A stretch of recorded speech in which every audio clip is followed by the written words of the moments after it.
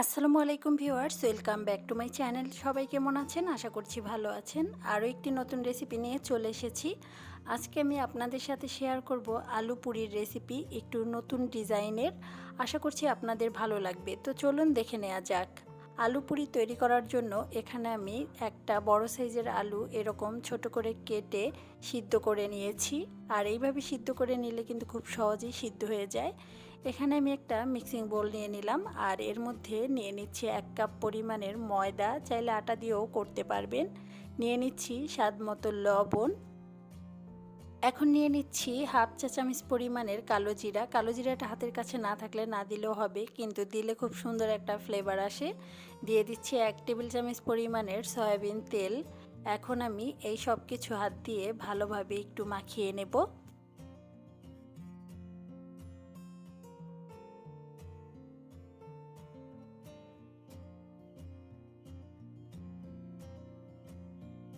সব কিছু আমি ভালোভাবে মাখিয়ে নিয়েছি। এখন আমি এখানে নর্মাল পানি দিয়ে একটা ডো তৈরি করে নেব।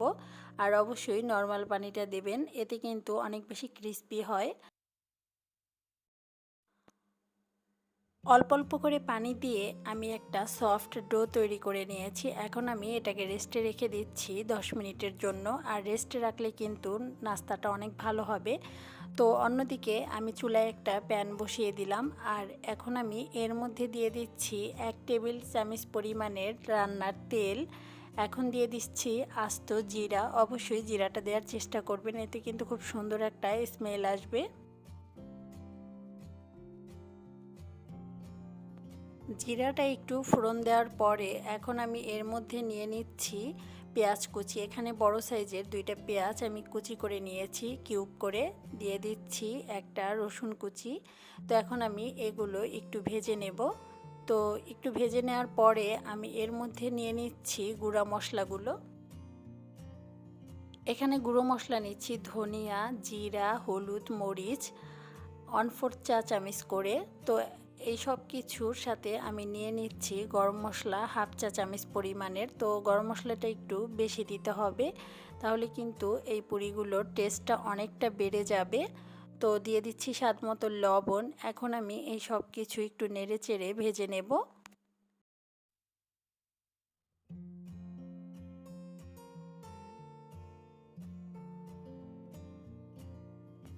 ভেজে নেওয়া হয়ে গেলে এর মধ্যে নিয়ে নিচ্ছি আগে থেকে সিদ্ধ করে রাখা আলু।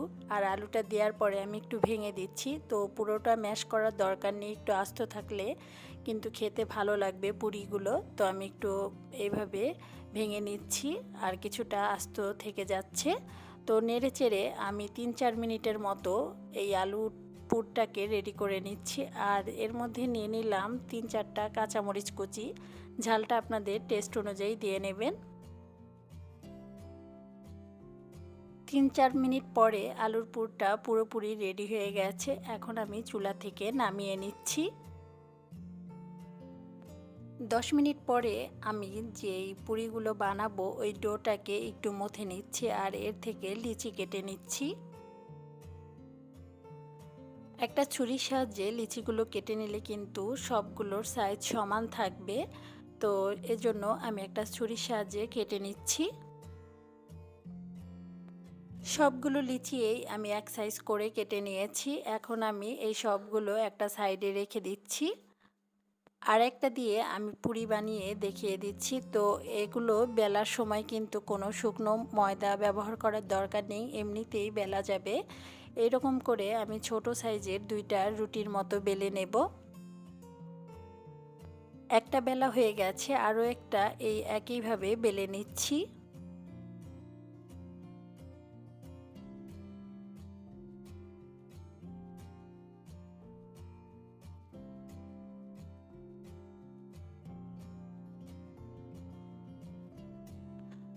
দুইটা রুটি বেলা হয়ে গেছে। এখন আমি একটা একটু ছুরি দিয়ে কেটে নিচ্ছি ডিজাইন করে। তো এটা কিন্তু খুবই সহজ, দেখলেই পারবেন। তো এইরকম আমি চিকন করে কেটে নিচ্ছি।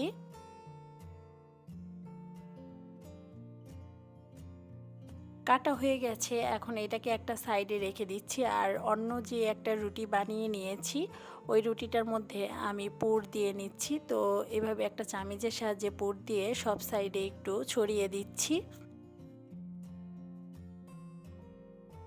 পুর দেওয়া হয়ে গেছে, এখন আমি সাইড দিয়ে পানি দিয়ে এভাবে দিয়ে দিচ্ছি। এটা আঠার কাজ করবে, যেহেতু আমি এর উপরে কাটা রুটিটাও দিয়ে দেব, তো এই জন্য আমি সাইড দিয়ে পানিটা ব্যবহার করছি। তো এখন আমি আস্তে করে যেই রুটিটা কেটে রেখেছিলাম ওইটাও দিয়ে দিলাম। তো একটু আস্তে দিতে হবে, তা নাহলে কিন্তু ডিজাইনটা ঠিকঠাক থাকবে না।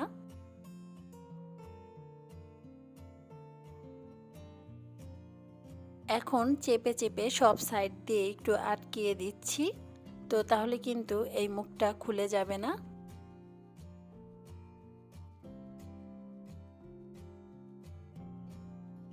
সব সাইড দিয়ে আটকানো হয়ে গেছে, এখন আমি এরকম একটা বাটি দিয়ে এটাকে কেটে নিচ্ছি।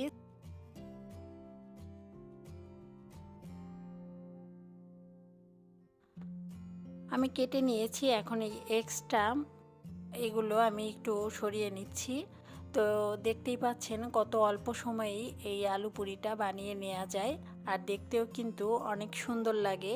এইভাবে ভাজলে কিন্তু ভিতরে পুরটা বের হওয়ার সম্ভাবনা থাকে না। অনেক সময় অনেকেই পুরি ভাজতে গেলে কিন্তু ভিতরে পুরটা বের হয়ে যায়, তো এইভাবে ভাজলে আর পুর বের হয় না। এখন আমি উল্টে পাল্টে গোল্ডেন ব্রাউন করে ভেজে নিচ্ছি।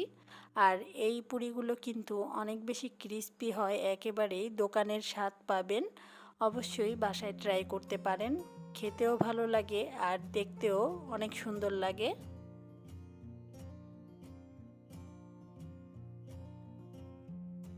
পুরিটা কিন্তু দুই পাশেই আমি সমান করে ভেজে নিয়েছি। এই পুরির সাইজটা একটু বড়, তাই একটা একটা করে ভেজে নেব। পুরিটা পুরোপুরি ভাজা হয়ে গেছে, এবার আমি তেল ছেঁকে তুলে নিচ্ছি। আর এই একইভাবে সবগুলো পুরি ভেজে নেব। দেখলেন তো কত অল্প সময়েই এই আলু পুরিগুলো ভেজে নেওয়া যায়। তো সবগুলো আলু পুরি কিন্তু আমি একইভাবে ভেজে নিয়েছি। আর এই আলু পুরিগুলো কিন্তু বাসায় মেহমান আসলেও তাদের বানিয়ে দিতে পারেন খুব অল্প সময়ে। আশা করছি আমার আজকের রেসিপিটি আপনাদের ভালো লেগেছে। ভালো লাগলে প্লিজ আমার চ্যানেলটি সাবস্ক্রাইব করে দেবেন আর পাশে থাকা বেল বাটনে প্রেস করে রাখবেন আরও এরকম নিত্য নতুন ভিডিও পাওয়ার জন্য। সবাই ভালো থাকবেন, সুস্থ থাকবেন। আজকের মতো এখানেই বিদায়। আল্লাহ হাফেজ।